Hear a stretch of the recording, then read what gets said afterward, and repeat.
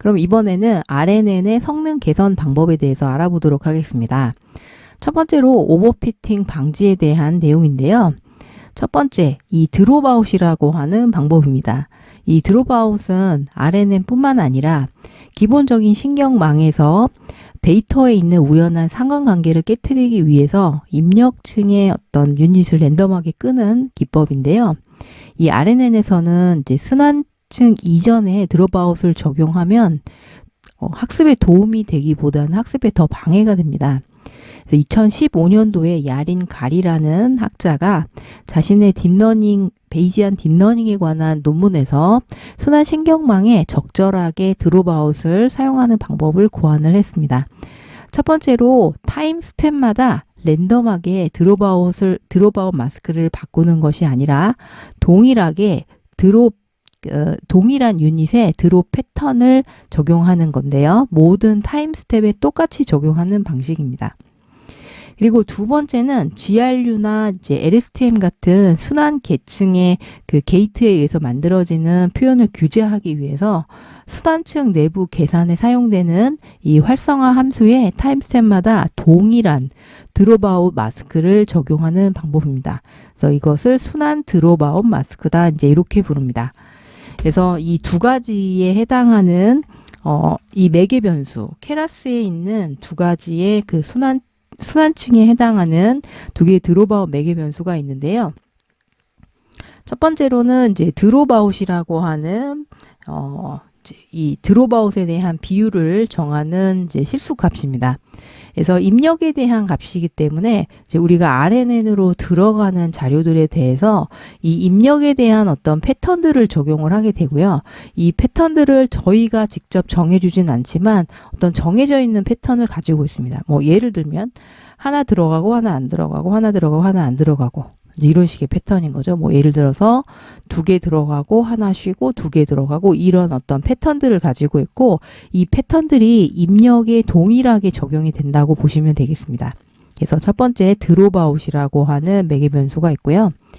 그리고 리커런트 드롭아웃이라고 하는 순환 상태 드롭아웃에 대한 이제 비율을 보실 수가 있는데요. 이 RNN의 경우에는 기본적인 이제 입력이 있고 그 다음에 출력을 만들어낼 때 이 옆으로 가는 어떤 화살표가 있습니다. 이 옆으로 가는 화살표는 이전 정보가 그 다음 정보에 미치는 어떤 순서에서의 영향도가 이제 옆으로 가는 화살표에서 이제 스테이트라고 불렀던 H라고 표시했던 이제 상태에 대한 정보가 있죠. 이 상태에 대한 정보들도 이 드롭아웃 비율을 정해서 그리고 일정한 어떤 패턴을 가지고 이 상태 부분도 이제 적용을 하자는 거죠. 그래서 기존의 그 LSTM이나 GRU 같은 어떤 순환층 내부에서의 타임 스텝마다 동일한 이제 마스크가 적용이 된다라고 했는데요. 이게 이제 리커런트 드롭아웃에 대한 정보를 어떻게 표현해 줄 것이냐라고 하는 내용입니다. 네, 그러면 이제 저희 한번 소스 코드로 가서 적용을 한번 해보도록 할게요. 그러면 이제까지 살펴보셨던 IMDb 예제에서 RNN의 성능 개선에 대한 방법을 좀 연결해서 진행을 해보도록 하겠습니다. 저희 앞에서 이제 어떤 내용을 하셨었냐면 기본적인 우리 모델을 하나 만들어 줬었고요. 그리고 영화 리뷰 예제에서 영화의 각각 하나의 단어를 표현하는 차원이 만차원이었는데 이 만차원을 조금 더 댄스하게 32차원으로 줄이는 작업을 했었고요. 그리고 이 정보는 텍스트 하나가 순서대로 들어가고 LSTM을 사용해서 최종적으로는 이제 우리 0이냐 1이냐 즉 긍정이냐 부정이냐라고 하는 것을 알아맞추는 문제를 풀었던 바이너리 클래시피케이션 예제였습니다. 그래서 저희 앞에서 에큐리시를 살펴봤을 때 트레인에 대한 에큐리시는 0.9138 정도 됐었고요. 밸리데이션에 대한 에큐리시는 0.89 정도 됐었는데요. 여기에서 조금 더 성능 개선을 해보자 라고 하는 내용이죠. 그래서 저희가 이제 앞에서 말씀드렸던 드롭아웃을 한번 적용을 해보도록 하겠습니다. 네, 그러면은 이제 이렇게 코드를 좀 카피해서 가져가 볼게요. 이렇게 해서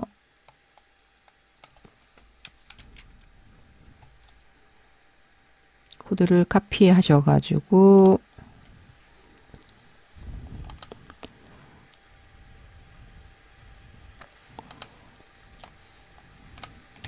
네, 컨트롤 C, 컨트롤 V 해주시고 이쪽에 가서 붙여 넣어야 되겠습니다. 그래서 저희가 앞에서 이제 정제 작업은 이미 다 진행을 했고요. 그리고 지금 이제 보셨던 이 LSTM의 아웃풋 32개의 그 벡터의 아웃풋을 이제 내보내는 부분에 여기 이제 컴마를 붙여주시고 드롭아웃을 적용을 해주시는 겁니다. 그래서 이걸 조금 키워볼게요. 네, 여기 뒤에다가 이제 드롭아웃을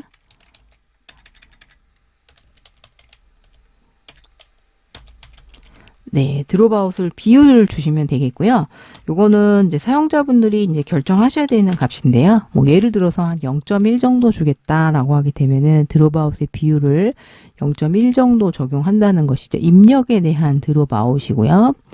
그리고 리커런트 드롭아웃에서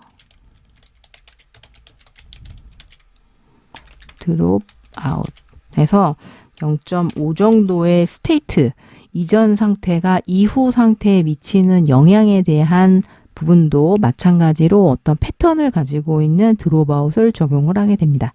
네, 이렇게 해서 이제 학습 진행해 주시면 되겠습니다. 네, 이렇게 이제 학습이 진행이 되고 있고요. 그리고 이 랜덤하게 똑같은 패턴에 마스크를 씌워서 드롭아웃을 적용하는 방법은 아무래도 기존의 학습 방법보다는 시간이 좀 오래 걸리고요. 그리고 학습 시간과 이런 부분들 자원을 좀 많이 소모하기 때문에 시간이 좀 오래 걸립니다. 네, 에폭이 이제 한 3번밖에 돌지 않았는데 트레인에 대한 애큐리시는 0.8976 정도 되고 밸리데이션 애큐리시는 0.87 정도 되고 있습니다. 그래서 아까 보셨던 것보다는 밸리데이션 애큐리시가 약간 낮은데요.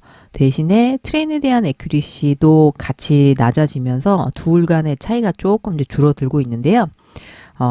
사실 좀 에폭을 조금 더 늘려서 이제 해볼 필요는 있으실 것 같고요. 그리고 또 성능 개선할 수 있는 또 다른 방법들을 이제 융합해서 사용하셔서 이제 최적의 성능을 낼 수 있도록 그렇게 좀 진행을 해보도록 하겠습니다. RNN의 성능 개선하는 두 번째 방법으로 스테이킹 하는 방법이 있습니다. 스테이킹해서 RNN을 여러 층으로 쌓는 방법인데요. 저희 앞에서 이렇게 맥스 피처스죠. 10,000개의 벡터를 가지고 있는 스파스한 벡터를 32개의 덴스한 벡터로 바꾸는 작업을 진행을 했고, 그리고 LSTM을 1개만 썼었는데요. 이번에는 스택해서 3개를 이렇게 연달아 쌓는 방법이 있네요. 3개가 아니라 2개가 될 수도 있고 뭐 4개가 될 수도 있고, 요거는 이제 그 분석자분들의 판단을 하에 해주시면 되겠습니다. 그래서 LSTM이 지금 3개, 4개네요. 그죠? 4개가 연달아 쌓아져 있는 형태이고요. 그 다음에 마지막 층은 덴스 층으로 1개의 아웃풋을 내는 이제 마지막에 시그모이드로 이제 저희가 0인지 1인지 긍정인지 부정인지를 맞출 수 있는 문제를 푸는 내용이기 때문에 이 RNN에서 이제 성능이 좀 부족하다 하시면은 이제 이렇게 스태킹하는 방법을 써보실 수 있습니다.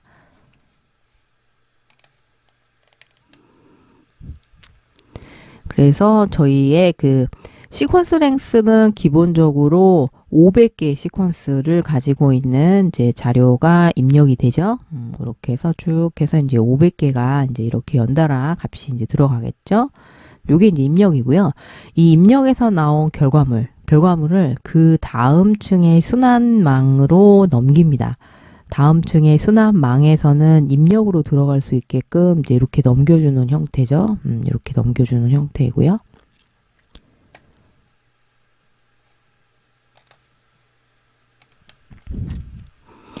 네, 이렇게 이제 스태킹해서 넘겨주실 때는 주의하실 사항이 이제 return underbar sequences equal true라고 지금 되어 있는데, 이 true 값은 기본적으로 RNN이 주는 정보를 3차원 텐서로 이제 출력을 만들어내도록 하는 부분이죠. 그래서 리턴 시퀀스에서 이제 3차원 텐서로 연결하고 또 그 다음 층에서도 3차원 텐서로 연결하고 또 마찬가지로 그 다음 층에서도 3차원 텐서로 연결해서 마지막으로는 최종적으로는 LSTM 한 개의 정보만 이제 덴스층으로 넘어갈 수 있게끔 이제 요거는 이제 2차원 텐서가 나오겠죠. 그죠?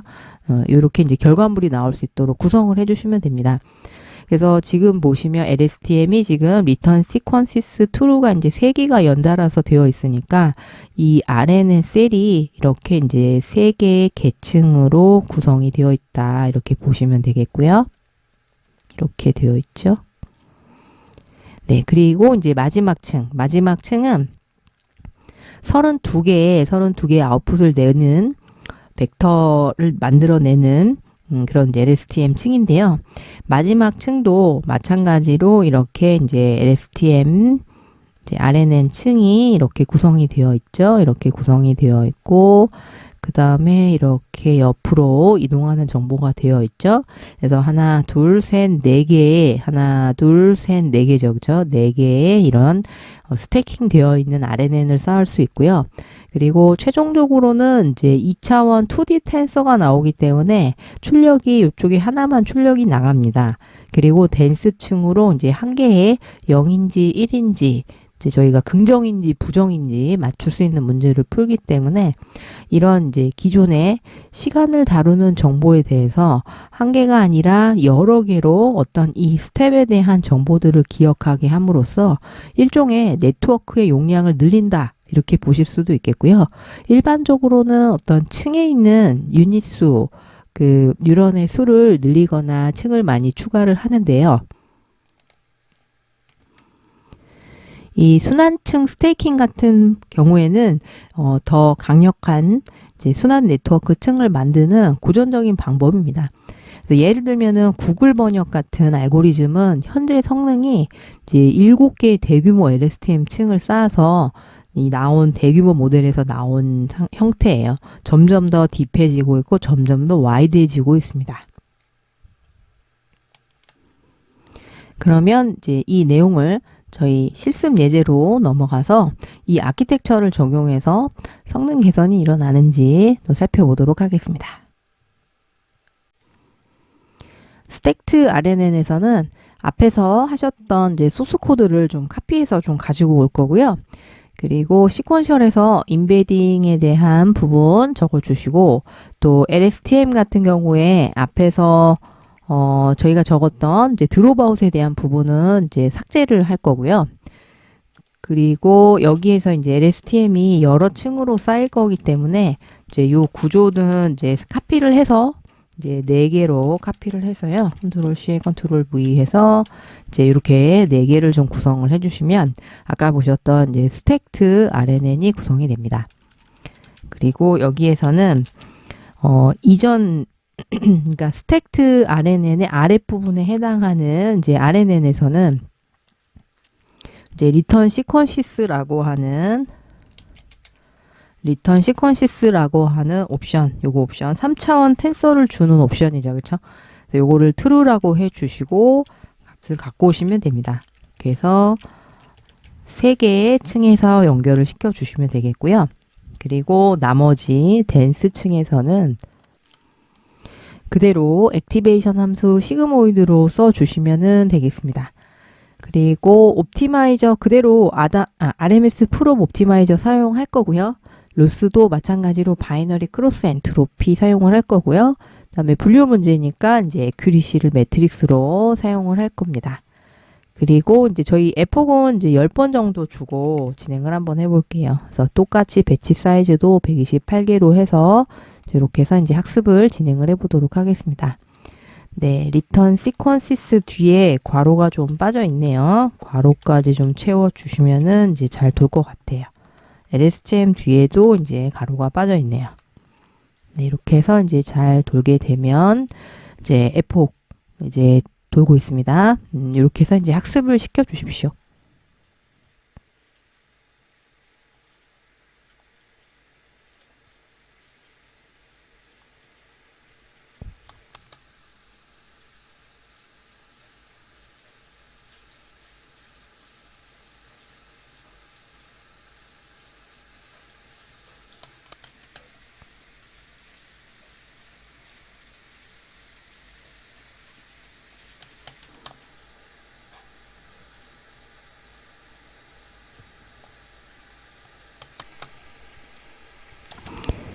네, 학습이 이제 다 끝났는데요. 이제 10번 에폭 돌면서 이제 저는 한 에폭당 70초 정도 소요가 됐고요. 10번 에폭 돌았으니까 한 11분 정도 소요가 됐습니다. 그래서 로스 같은 경우는 이제 쭉 잘 감소하고 있죠. 트레인에 대한 로스는 잘 감소하고 있고, 또 밸리데이션에 대한 로스도 감소하다가 약간 증가하다가 다시 감소하다가 다시 증가하다가 약간 좀 들쭉날쭉 하면서 이제 아래로 좀 내려가고 있는 모습을 볼 수 있고요. 그리고 에큐리시 자체도 이제 밸리데이션 에큐리시 0.84, 0.74, 0.76 이런데요. 보니까 가장 높았을 때가 0.88 정도 되는데 요 이후로는 이제 밸리데이션 에큐리시가 점점 좀 작아지고 있고요. 그리고 이제 10번 에폭 다 돌고 나서는 한 0.87 정도로 머물러 있습니다. 그래서 한 에폭 4 정도까지 이제 돌려주시면 좋을 것 같고요. 그리고 이제 저희가 지금 이제 스택트 RNN에서 RNN의 성능 개선 방법 이제 두 번째를 한번 실행을 해보셨습니다. 네. 아직까지는 그게 크게 이제 성능이 향상되는 거는 이제 보여지고 있지 않지만 성능 개선 방법들을 잘 숙지하셨다가 여러 가지 이제 성능 개선에 대한 방법들을 시도해 보시면서 어떤 조합을 했을 때 가장 성능이 잘 나오는가를 이제 보실 수 있겠어요. 그러면 이제 저희가 이제 LSTM으로 진행을 해봤는데요. 앞에서 배우셨던 이제 GRU를 사용해서 GRU는 성능이 어떤가 또 보도록 하겠습니다. 그래서 GRU는 이제 저희 앞에서 LSTM의 변형이다라고 해서 이제 배우셨던 이제 게이티드 순환 유닛을 가지고 있는 이제 GRU라고 하는 이름의 RNN 셀을 배우셨고요. LSTM이랑 비슷하다. 그렇지만 더 간단한 구조를 가지고 있다. 이제 이렇게 배우셨습니다.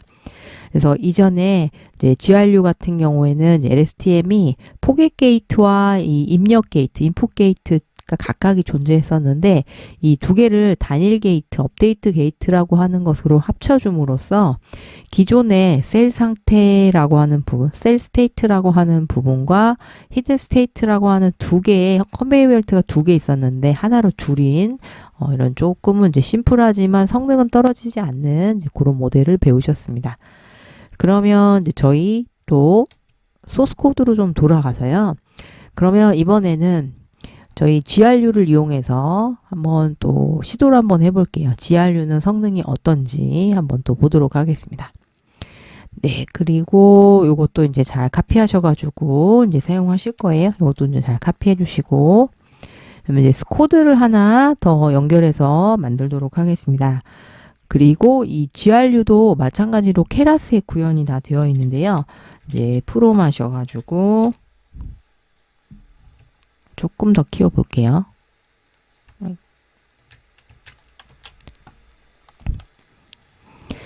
네, 프롬 하셔가지고 우리 케라스에 케라스.layers 하셔가지고 해주시고 이제 임포트 GRU 이렇게 이제 임포트를 해주시면 됩니다. 네. 그리고 저희 앞에서 LSTM 대신에 GRU로만 바꿔주시면 됩니다. 그래서 앞에서 이제 카피하셨던 거 잘 페이스트 하셔가지고 컨트롤 V 하셔가지고 페이스트 해주시고 그 다음에 요 GRU 있죠. 그죠? 요 GRU를 LSTM 대신에 다 연결하셔가지고 이렇게 다 복사엔 붙여넣기를 해주시면 되겠습니다. 이렇게 이제 GRU로만 바꿔주시면 이 RNN 셀이 아무래도 LSTM이 조금 더 회로가 복잡하고 학습해야 되는 파라미터가 많은데 GRU는 이제 그 양을 줄인 거죠. 양을 줄이고 대신에 성능은 떨어지지 않게끔 하는 이제 그런 방법을 쓰고 있는데요. 나머지는 그대로 해서 컴파일 옵티마이저는 RMS 풀업 그대로, 로스도 바이너리 크로스 엔트로피로 그대로 쓰시면 되겠고요. 또 마찬가지로 모델.fit 하셔가지고 트레인 데이터 던져주시고 에폭 10번 해서 배치 사이즈 128, 밸리데이션 스플릿 똑같이 0.25 학습을 또 진행을 하도록 하겠습니다. 그래서 이렇게 학습을 진행을 해주시고 네, 그럼 이제 에폭 돌고 있는데요. 에폭을 보니까 네, 첫 번째 에폭은 조금 시간이 걸리고 그 두 번째 에폭부터는 조금 빨라지죠. 네, 이제 이렇게 학습이 진행이 되고 있습니다. 학습 좀 시켜주시고요.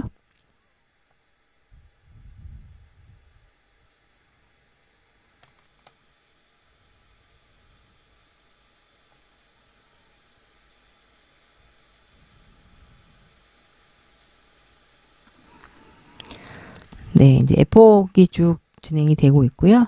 에폭, 첫 번째 에폭은 77초가 걸렸는데, 이제 두 번째 에폭부터는, 그 정도는 아니고 조금 시간이 좀 줄어들 겁니다. 그래서 시간도 절반 이하로 좀 떨어질 것 같은데요. 이제 아직 지금 돌고 있으니까요. 두 번째 에폭도 지금 진행 중에 있습니다.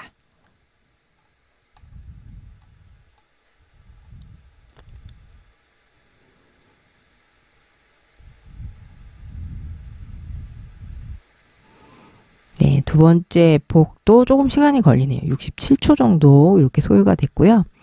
오늘은 좀 네트워크 상태가 그렇게 좋지는 않은 것 같아요. 조금 이제 시간이 소요가 되고 있습니다.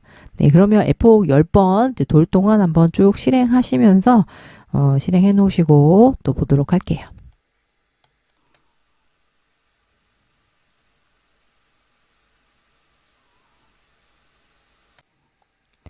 에폭 10번이 완성이 되었고요. 밸리데이션 로스가 이제 점점 감소하다가 또 올라가는 부분들이 있는데, 이제 마지막에 에큐리시 보시면은 트레인에 대한 에큐리시는 0.96까지 올라갔고요. 밸리데이션에 대한 에큐리시는 0.8674 정도 됩니다. 그래서 앞에서 보셨던 이제 여러 가지 기법들과 성능 차이가 그렇게 많지는 않아요. 그래서 보시면은 이제 밸리데이션 에큐리시가 이전에 0.82에서 0.84, 83에서 87까지 올라갔고요. 그리고 또 떨어지다가 다시 8798까지 이렇게 올라갔습니다. 네, 그래서 에폭 한 8번 정도에서 이제 성능이 좀 제가 괜찮게 보여지고 있고요. 그래서 여러 가지 RNN의 성능 개선 방법에 대해서 지금 보고 계십니다. 그래서 앞에서 보셨던 드롭아웃을 적용하시는 거, 그리고 두 번째로 보셨던 이제 GRU 같은 GRU나 LSTM을 스태킹해서 쌓은 이제 스택트된 RNN을 사용하시는 이제 이 두 가지 방법을 사용해 보실 수 있고요. 그러면은 이제 저희 코드를 한 번 더 추가를 해서 이번에는 이제 성능 개선 방법의 세 번째 이제 융합하는 방법입니다. 그래서 이제 스택트 되어 있는 스택트 RNN을 사용을 하고, 그리고 오버피팅을 방지하기 위한 드롭아웃 방식 두 가지를 사용을 해서 한번 아키텍처를 좀 수정을 해 볼게요. 그래서 방금 전에 보셨던 요 GRU 방식을 좀 카피해서 가지고 오도록 하겠습니다. 컨트롤 C, 컨트롤 V 해서 좀 가지고 오도록 할게요. 그리고 저희 이제 리턴 시퀀시스 true로 주시는 거는 똑같고, 그 다음에 드롭아웃을 한번 적용을 해보도록 하겠습니다. 드롭아웃, DROP, 드롭아웃을 적용하시는데요. 한 0.1 정도로 적용을 할 거고요.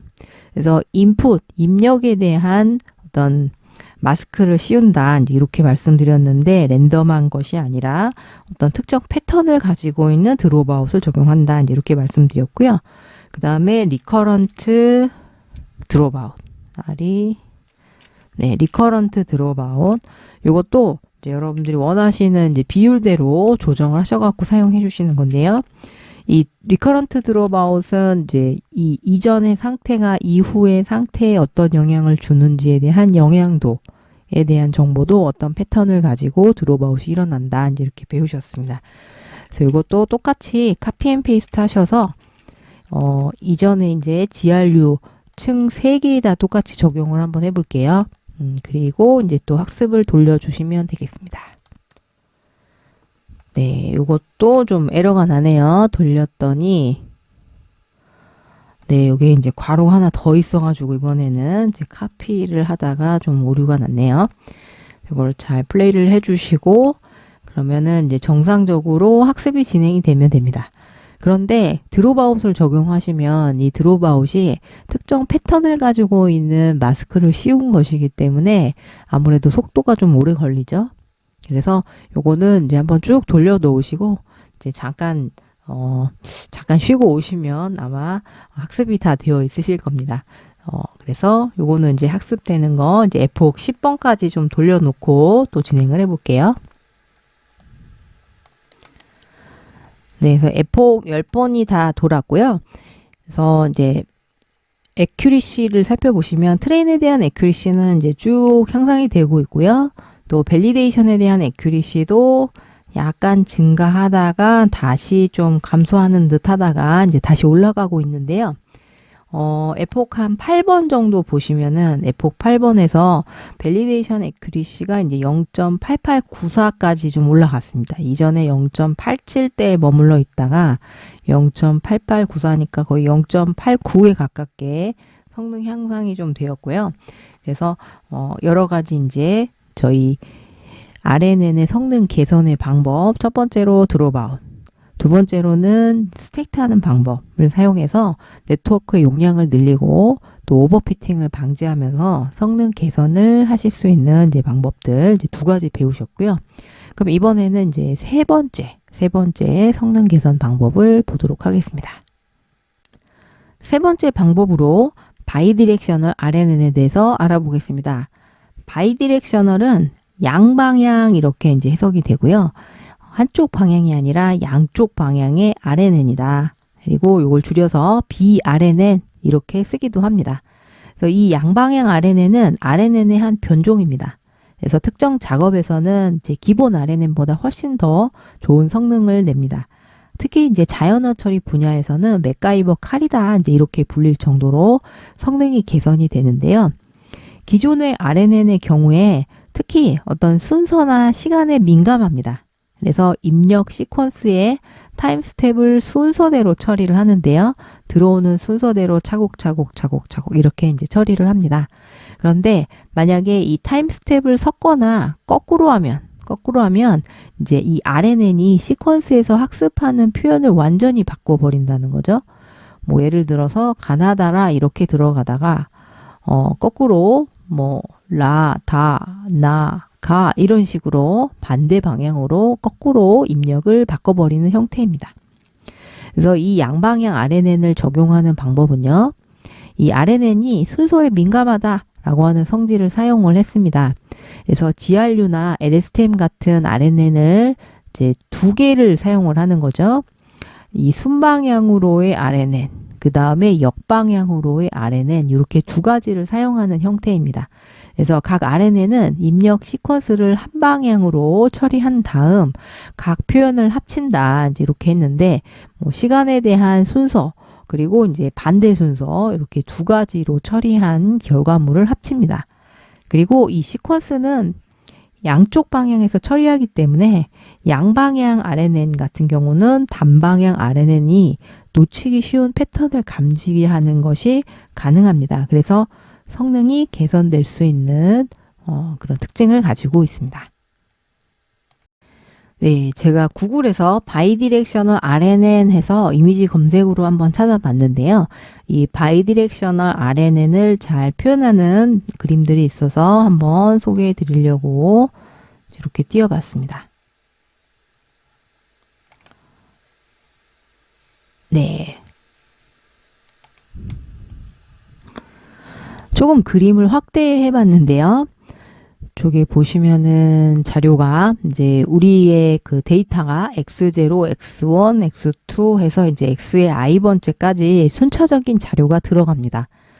그리고 이 S0라고 되어 있는 부분은 이제 순방향으로의 RNN입니다. 순방향으로의 RNN이고, 그래서 이 X라고 하는 값이 입력으로 들어가는데 X0, X1, X2, X3 해서 순방향으로 들어가는 입력에 대해서 이 옆으로 가는 화살표는 스테이트, 어떤 상태에 대한 정보가 이전에 대한 상태가 그 다음 상태에 영향을 미치는 영향도가 넘어가게 되죠.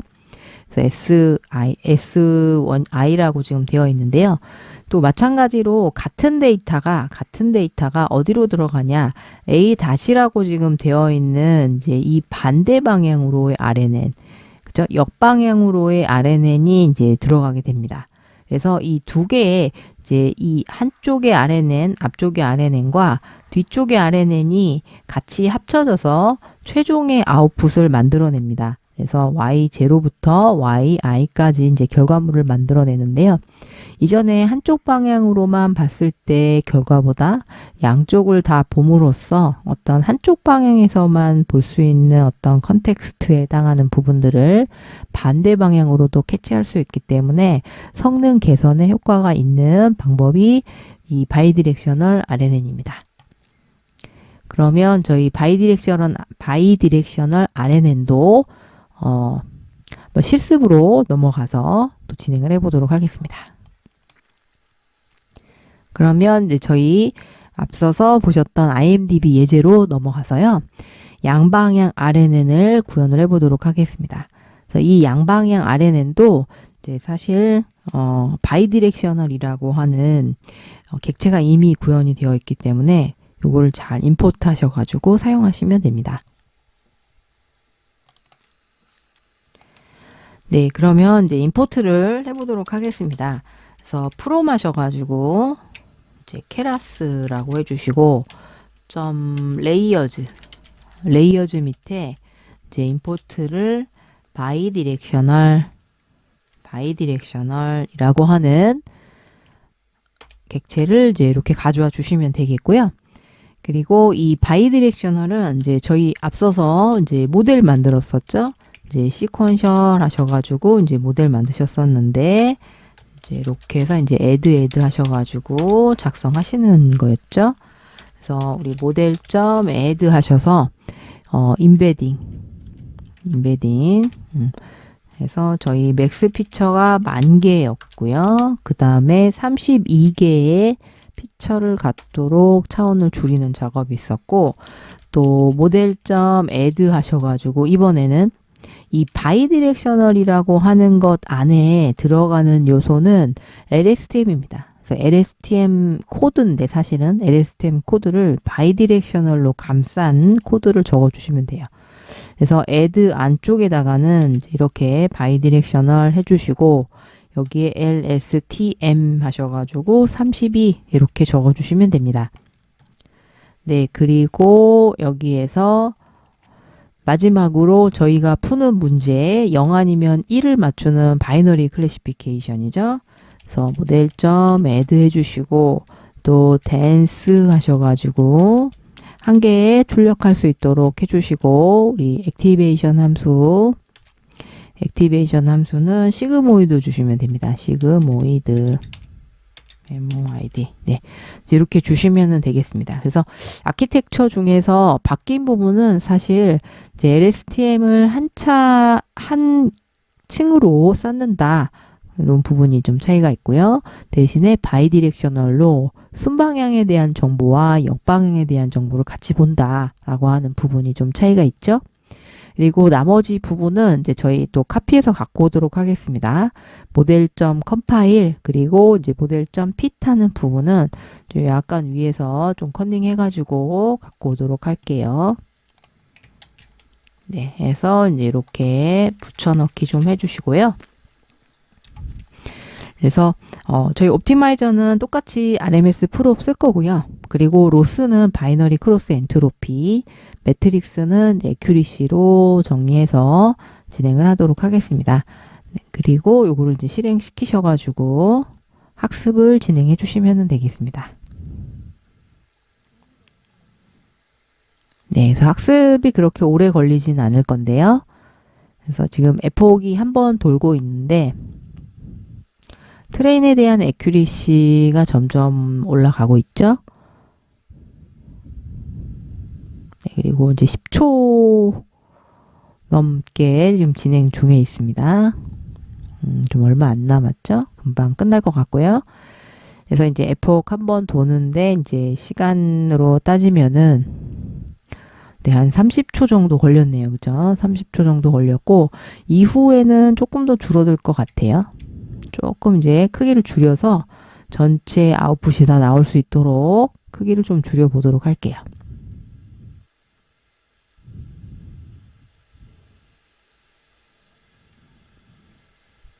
네, 이제 두 번째 폭부터는 조금 빨라집니다. 그죠? 조금 빨라져서 이제 37초까지는 걸리지 않으실 거고, 한 30초 정도 걸렸네요. 네. 그래서 이제 저희 에폭 10번 돌아야 되니까 이제 한 300초 정도 소요가 될 것 같습니다. 네. 그래서 이것도 마찬가지로 이제 쭉 돌려 놓으시고 에폭 10번 다 돌고 나면은 또 같이 리뷰를 해볼게요.